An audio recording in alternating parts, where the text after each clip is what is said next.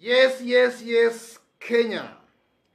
Tamu sana, yes, tamu sana.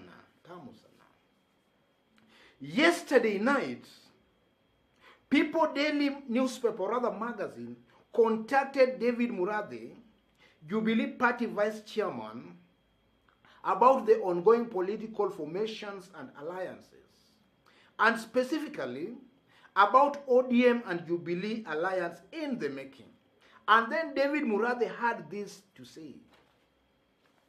If you have been keenly following the unfolding political events, then you already know our preferred candidate. It is an open secret, said Murathe yesterday. Then the publication goes on to say this.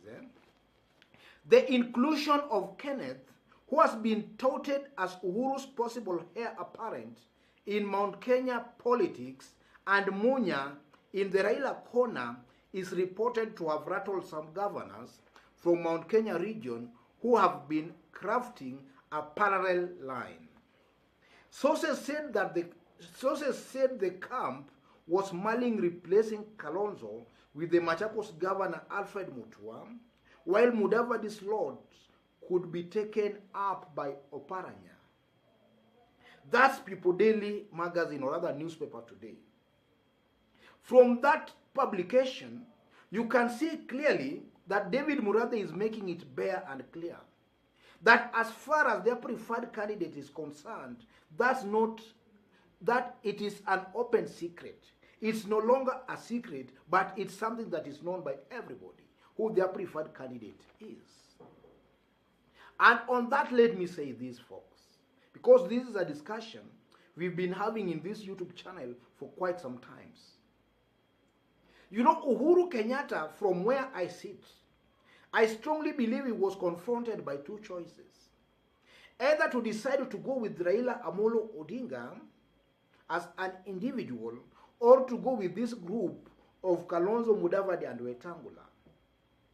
And to make an informed decision on which group to go with, I know he might have looked at statistics.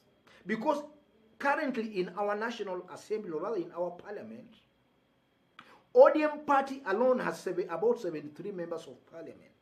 Wiper 23, ANC 14, and Ford Kenya 13. Total 123. So ODM party alone today in parliament, if you look on the side of NASA, has about 60% representation. So we can just transcend that down to the ground, to the people, or rather to the masses.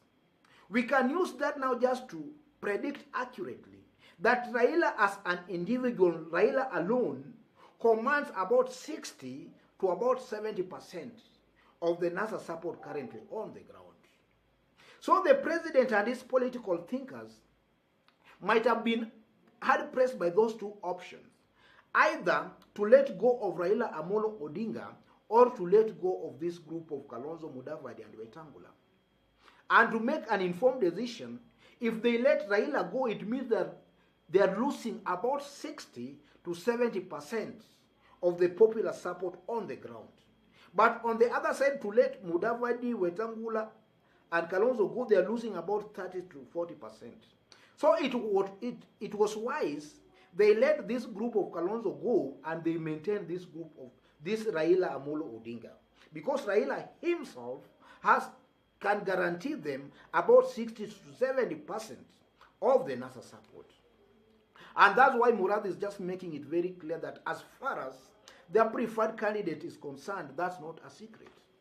And in that part, ladies and gentlemen, I believe that is a done and dusted deal that Gideon Moi will most likely deputize Raila Amolo Odinga. That's a done deal. Unless the world is now turned upside down. That's the deal there. And then also, you see they are also mentioning Peter Kenneth and also Peter Munya's name. You know, Mount Kenya currently, as I talk, seems to be a little bit in a turmoil. There seems to be a confusion there. Just some weeks ago, we saw one group coronating Justin Muturi as the spokesman of Mount Kenya, and specifically of Mount Kenya East. And then after that, a group of governors emerged, led by Anne Waiguru, former Governor Kabogo, Lee Kinyanjui, and also Mwangi Wairia, Murang'a governor. And they also made it very, very clear that maybe one of their own, they will propel one of their own for presidency next year. So those two groups have emerged. But from where I sit again, folks, just to start with Mount Kenya East, Justin Muturi appears not to be very, very strong candidate on the ground. Because even if you leave even Mount Kenya East itself, or even Mount Kenya, if you go to his own Embu County, where he comes from, you know, Justin Muturi and Cecilia Mbarire are neighbors. Their constituencies are neighbors. And Cecilia Mbarire appears to be even more stronger than Justin Muturi, even in his own Embu County. So to crack this nut of Mount Kenya East, being the Embus and the Meros, I believe that Peter Munya and maybe Kiraitu Murungi can do a better job there than Justin Muturi. You know, Peter Munya is a grassroots mobilizer, a very, very strong candidate there. And in the last election, it was widely believed that he might have been rigged out in favor of Kiraitu Murungi. You know, the 54% that was widely circulated. Kiraitu getting 54%, Sonko and also Alfred Mutua, something like that. So I strongly believe that Peter Munya and Kiraitu Murungi, if they team up together, they can just crack that nut of Mount Kenya East and deliver a huge chunk of votes onto this Uhuru Raila bandwagon. And then on Mount Kenya West side, they are mentioning Peter Kenneth. Again, if you look at Mount Kenya West, the Kikuyus, there is no candidate that has really come out as the favorite in that region.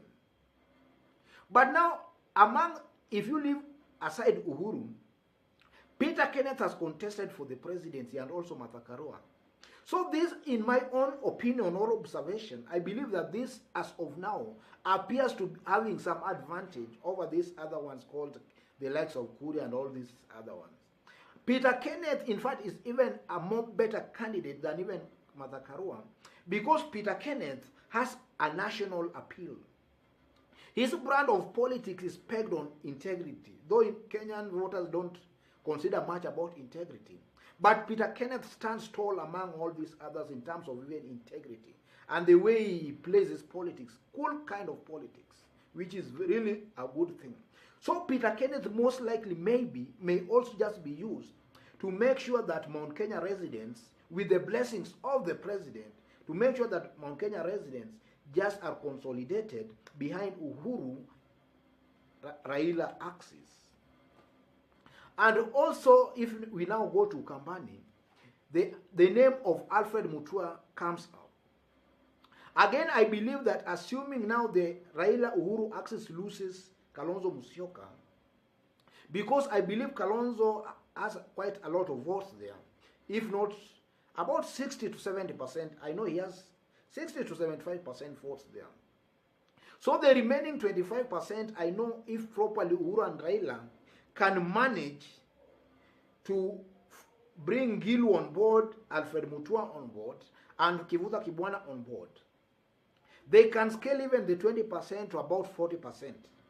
I know they can do that. Now, even if Kalonzo were to go with the 60% of the Kamba vote, the 40%, I know this team of governors can just make sure they bring the 40% to the Uhuru Raila axis. And then if you go to Western again, they are bringing the name of Oparanya. In Western, even without Oparanya, I believe Raila Amolo Odinga is already a brand there. But our politics also being ethnic, you know, there has to be somebody who appears as a lawyer to be put there to make sure now they consolidate that Raila support in Western. And also Oparanya his name is being mentioned, but I also believe that Eugene Wamalwa Atuoli, they must all work together, maybe in propelling Oparanya, as Oparanya plays his politics around Raila Amolo Odinga. If they do that, they'll just make sure that Western Kenya, the votes that Raila already has, they can even add some to it. If they all work together and just propel one, maybe Oparanya, to work in that kind of an alliance. And because Eugene, again, ladies and gentlemen, Eugene, if it was not Eugene joining the ranks with Uhuru Muigai Kenyatta, even before Wetangula was propelled as the maybe kingpin in that part of Mulembe Nation, Eugene was really loved by the people there. And Eugene was the side, how can I describe him? He was a very strong candidate, only that he played his politics very wrongly. He aligned himself maybe to the wrong camp, and that's just how Wetangula came up. So now with Eugene now firmly in the Raila Uhuru axis, I strongly believe Eugene Wamala, with a combination of Oparanya, Atwoli, and all those leaders, they can make sure that they lock Western properly in the basket of Raila and Uhuru axis. Otherwise, folks, that's it for today, and you can clearly see that as far as the presidential candidature is concerned, because that's the big issue.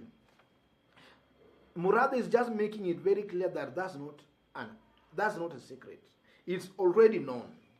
So I think that's it for today, unless now something changes. You know, as long as we have a strong William Ruto, then expect that the other side, the Uhuru side, will just propel a Raila candidature.